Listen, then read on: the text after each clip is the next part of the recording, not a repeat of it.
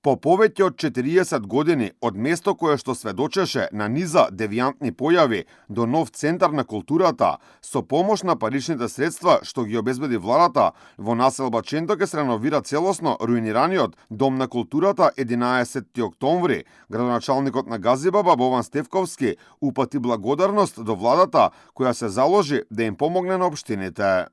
Повеќе од 4 децении ова место беше најцрната точка во општина Газибаба, во која се врше и девијантни појави, а за помалку од 18 месеци ќе прерасне во Центар за културата во општина Газибаба. Градиме енергетско ефикасен, модерен објект и комплетно инклузивен. Купната инвестиција на овој проект е 84 милиони денари, средства обезбедени преку првиот повик на владата за финансирање на инфраструктурни проекти во општините. Министерот за локална самоуправа Златко Перински порача дека ова е само еден од проектите што ги помага владата, најави дека финансиски средства за подобар локален развој ќе има и во иднина. Повеќе од 40 години скоро сите политички гарнитури ветуваа реконструкција и инвестиција за подобрување на условите на овој Дом на културата овде, но тоа за жал досега не се случи. Би сакал да потенцирам дека оваа влада преку првиот повик успеа и овозможи средства за да се отпочне воведување во градежни активности за реконструкција на овој дом кој што е култно место за жителите од овој дел на општина Газибаба.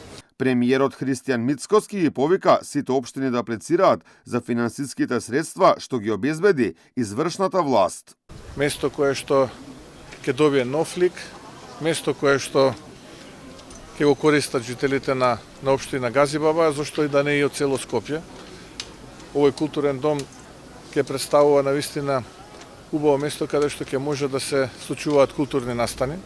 Јас би сакал да искористам оваа прилика да честитам и на градоначалникот и на министрите и на сите оние кои што беа вклучени во овој процес. Во рамките на првиот пакет помош од државата за општините одобрени беа 274 проекти вредни 66 милиони евра. Во моментов во тек е вториот повик, се уште трае периодот за аплицирање за средствата од овој пакет. Според она што претходно го соопшти министерот за локална самоуправа, досега аплицирале 6 општини со 35 проекти.